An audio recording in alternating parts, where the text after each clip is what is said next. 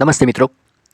शुक्र नीति की कक्षा चल रही है। अभी हम प्रथम अध्याय के श्लोक 51 से 75 देखेंगे। आगे के कक्षा में हमने 1 से 50 देखे हैं। आज के इस कक्षा में श्लोक 51 से 75 देखेंगे। 51वां श्लोक है, प्रत्यक्ष कारण से किसी फल की उपलब्धि नहीं होती। फल की उपलब्धि तो पूर्व जन्मार्जित कर्म के कारण ही दिखाई पड़ती है, अन्यथा नहीं। अच्छे अच्छे कर्म हो पूर्व जन्म में और इस जन्म में, तभी कोई कर्म का अच्छा फल मिलता है, अन्यथा नहीं मिलता। 52वां श्लोक, कभी कभी मनुष्य को थोड़े प्रयास से बड़े बड़े फल प्राप्त हो जाते हैं। कुछ मनुष्य ऐसे होते हैं जिनको बहुत ही कम मेहनत भी करी हो तो भी उनको अच्छे अच्छे फल प्राप्त हो जाते हैं। यही बड़ी उपलब्धि पूर्व जन्म के अच्छे कर्म और इस जन्म के अच्छे कर्म का परिणाम होता है। कुछ आचार्य इसे वर्तमान पुरुषार्थ का ही फल मानते हैं। कुछ जो विद्वान होते हैं वो इस जन्म में भी अच्छे कर्म करो, अच्छे पुरुषार्थ करो तो उसका फल अच्छा मिलता है, ऐसा मानते हैं और उसे ही भाग्य कहा जाता है। कुछ आचार्य के मत से मनुष्य को जो कर्म फल की प्राप्ति होती है उसका कारण उसका पुरुषार्थ अर्थात तात्कालिक कर्म, मतलब वर्तमान में जो वो कर्म कर रहा है उससे होता है। जैसे तेल और बत्ती के बावजूद प्रयासपूर्वक दीपक को हवा से बचाने पर ही दीपक जलता है। 54वां श्लोक है, यदि अनिवार्य भावी का प्रतिकार संभव न होता तो फिर अपनी बुद्धि और बल के अनुसार दुष्ट भावी को टालकर कल्याणकारी कार्य का संपादन भी संभव नहीं होता।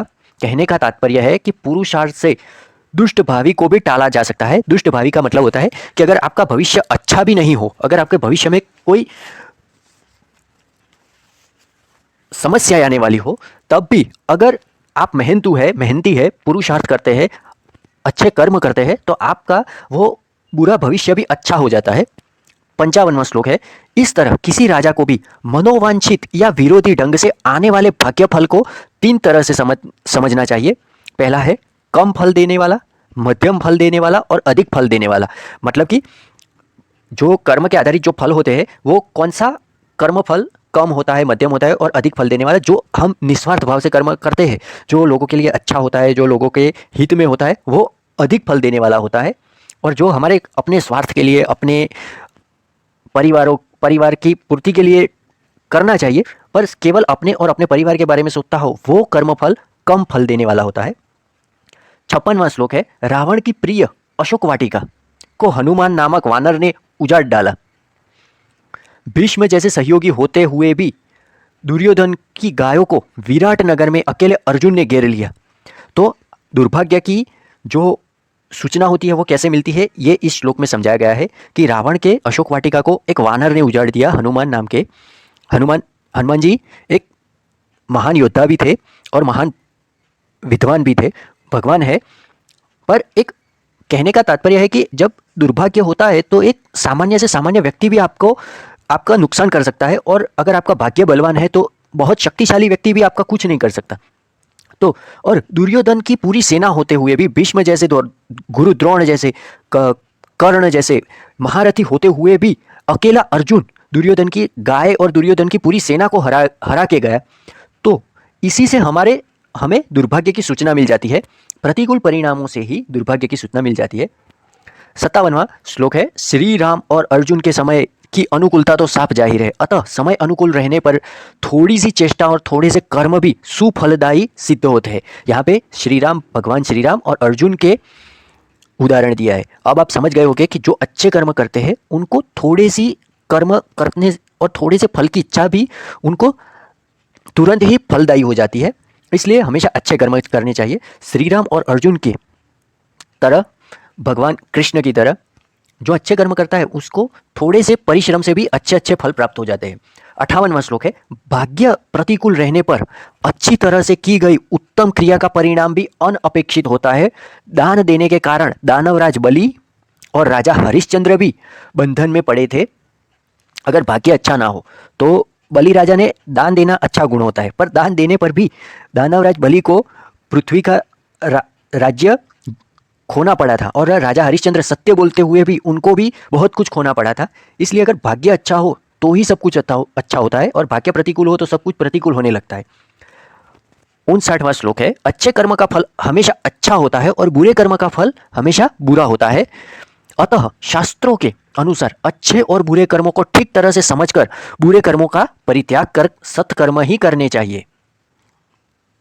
आगे का 60वां श्लोक है, ये बहुत ही अच्छा श्लोक है। अच्छे और बुरे कर्मों के प्रेरक काल का भी नियामक राजा ही होता है। मतलब कि प्रजा जो अच्छे और बुरे जो भी कर्म करती है उसका भी प्रेरक राजा होता है। राजा को ही देखकर प्रजा अच्छे कर्म या बुरे कर्म करती है। इसलिए कहा गया है कि अच्छे और बुरे कर्मों का प्रेरक काल का भी नियामक राजा होता है। अतः राजा को अपने सत्कर्म और दंड नीति से, मतलब कि जो गलत करता है उस व्यक्ति को दंड मिलना चाहिए, इसलिए दंड नीति से प्रजा को हमेशा अपने धर्म में स्थिर रखे, मतलब कि अपने कर्तव्य पथ पर चले, जो अपनी ड्यूटी है, जो अपने धर्म है उनमें स्थिर रहे।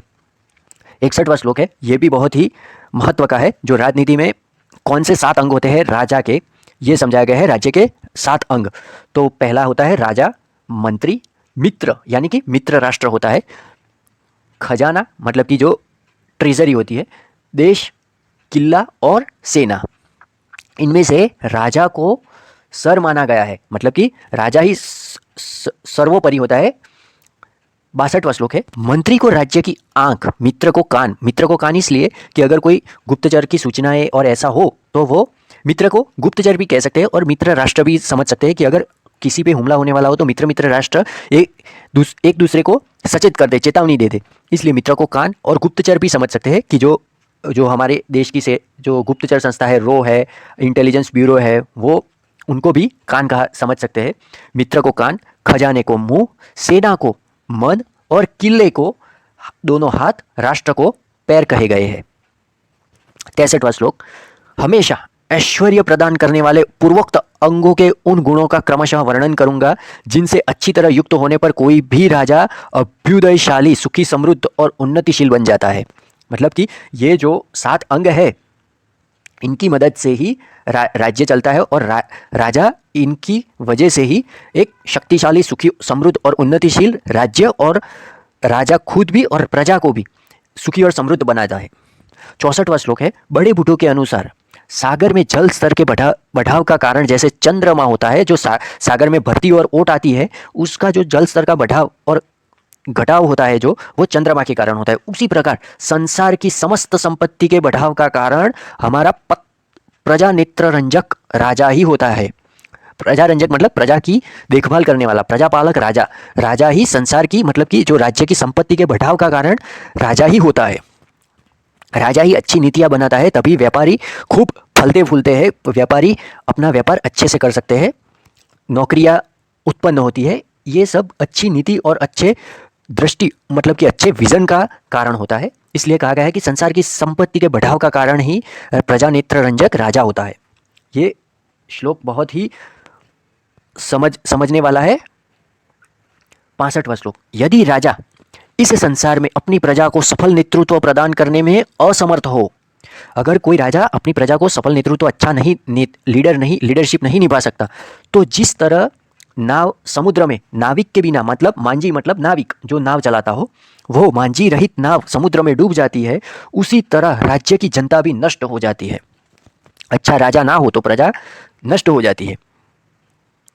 हमने हमारे पहले कई ऐसे प्रधानमंत्री और ऐसा देखा होगा कि कई बार उन्होंने चीन को भी बहुत सारी ज़मीनें दे दी, फिर पाकिस्तान हम पे हमला करता था तो पाकिस्तान हमला करने के बावजूद भी हम पर वो आंख दिखाता था। इसलिए यहाँ देश की प्रजा भयभीत और प्रजा और सेना में एक भय का माहौल हो जाता था और कई बार लोगों की हत्याएं होना, लूटपाट होना, चोरी होना, इसके कारण क्या हुआ कि राज्य की जनता का नुकसान होता और प्रजा अपने आप नष्ट हो जाती। इसलिए हमेशा राजा सात्विक होना चाहिए, राजा अच्छा होना चाहिए। 66वां श्लोक है, इस धरती का पालक राजा, राजा के बिना प्रजा अपने अपने धर्म में स्थिर नहीं रह सकती, उसी तरह बिना प्रजा के राजा की भी शोभा नहीं होती। यहाँ क्या समझाया गया है कि राजा के बिना प्रजा अपने धर्म में, मतलब अपने कर्तव्य में स्थिर नहीं रहती। कोई व्यापारी है, अगर शहर में माहौल अच्छा नहीं होता तो व्यापारी को अपनी दुकानें बंद रखनी पड़ती है, जो अपने धंधा और जो नौकरी करते हैं वो भी अपने राज्य की मतलब कि जो संपत्ति का जो निर्माण होता है वो व्यापार से और नौकरियों से होता है। पर यही सब बंद हो तो संपत्ति कम होने लगती है और लोग अपने कामों को अच्छी तरह से नहीं कर पाते हैं। इसलिए राजा के बिना प्रजा अपने धर्म मतलब अपना जो कर्तव्य है, अपनी जो ड्यूटी है, अपनी जो नौकरी है, धंधा है, वो अच्छे से नहीं कर सकती है। 67वां श्लोक, न्यायी राजा अपने आप को तथा अपनी प्रजा को सदैव धर्म अर्थ काम जैसे 3 पुरुषार्थ में संलग्न रखता है। अन्यायी राजा दुष्ट राजा स्वयं तो डूबता है और साथ में प्रजा को भी लेकर डूबता है। इसलिए कभी राजा अन्यायी, अत्याचारी और दुष्ट नहीं होना चाहिए। 68वां श्लोक है, द्वैत वन में रहने को विवश युधिष्ठिर सत्यवादी थे, धर्म के अवतार माने जाते थे। अपने धर्म के आचरण से ही धरती का पालन करते हुए भी उसका उपभोग किया, किंतु इंद्र पद पाने वाले राजा नहुष जो ययाति राजा थे, उनके पिता अधर्म के कारण रसाताल जाना पड़ा। मतलब कि जो राजा अपनी इंद्रियों को संयम में नहीं रख सकता, जो अपने मन को वश में नहीं रखता, ऐसे राजा को नाश हो जाता है। यही इस श्लोक में समझाया गया है 68वें श्लोक में कि इंद्र का पद पाते हुए भी राजा नहुष जो ययाति के पिता होते थे, वो कामांध मतलब कि स्त्रियों के पीछे, भोजन के पीछे, फिर निंद्रा, ऊंघ जो होती है, स्लिप, निंद्रा के पीछे, वो उन्हीं में लिप्त हो रहते थे। इसके कारण उनका नाश हो गया। आगे का श्लोक है, अपने अधर्म के कारण ही राजा वैन को नष्ट होना पड़ा। उनके पुत्र राजा पृथु को धर्म के कारण ही सुख, समृद्धि और उन्नति, अभ्युदय को प्राप्त हुए। राजा पृथु जिसके नाम पर से हमारी पृथ्वी का नाम है, राजा पृथु के नाम से ही, वो बहुत ही शूरवीर और प्रजापालक राजा थे, जिसके कारण सुख, समृद्धि और उन्नति प्रजा में व्याप्त थी। अतः किसी भी परिस्थिति में धर्म को प्रधान मानकर ही राजा धन का उपार्जन के प्रयास करने चाहिए। कोई गलत कार्य से धन का उपार्जन नहीं होना चाहिए। हमेशा धर्म में स्थिर रहकर ही धन का उपार्जन राजा को करना चाहिए। जो संपत्ति अनीति से और अधर्म से आती है वो 5 साल में या 10 साल में नष्ट हो जाती है और साथ साथ अपने परिवार और अपने लोगों को भी साथ में ले जाती है। इसलिए धन का उपार्जन हमेशा नीति से और धर्म से करना चाहिए। 70वां श्लोक है, राजा धार्मिक होता है, जो राजा धार्मिक होता है, धर्म और कर्तव्य के पथ पर चलता है, वो देवों का अंश, देवांश कहलाता है। पर इससे भिन्न जो अधार्मिक राजा होता है वह दानवों का अंश, राक्षसों का अंश, दुष्टों का अंश कहलाता है। ऐसा राजा धर्म का लोप करने वाला, प्रजा पीड़क, प्रजा को दुख और तकलीफ देने में खुश होता हो, ऐसा राजा होता है अधार्मिक राजा। 71वां और 72वां श्लोक है, राजा विहीन इस संसार में भयाक्रांत प्राणी जब इधर उधर चारों ओर रक्षा के अर्थ से भागने लगे, तब विधाता ने इस संसार की रक्षा के लिए इंद्र, वायु, यम, सूर्य, अग्नि, वरुण, चंद्र और कुबेर जैसे अष्टलोकपालों में जो चिरंतन शक्ति है उसे संग्रहित कर पृथ्वीपालक राजा की सृष्टि की। 73वां श्लोक, जैसे इंद्र अपने तपोबल से चराचर जगत का स्वामी बनकर उनके अंशों का उपभोग करता है, उसी प्रकार राजा प्रजापालक अपनी प्रजा की देखभाल कर प्रजा से कर ग्रहण करता है। आगे का श्लोक है 74वां, गंध का प्रेरक पवन होता है, उसी तरह प्रजा के अच्छे और बुरे कर्मों का प्रेरक भी राजा होता है। जैसा राजा होगा वैसे ही प्रजा होगी, यथा राजा तथा प्रजा।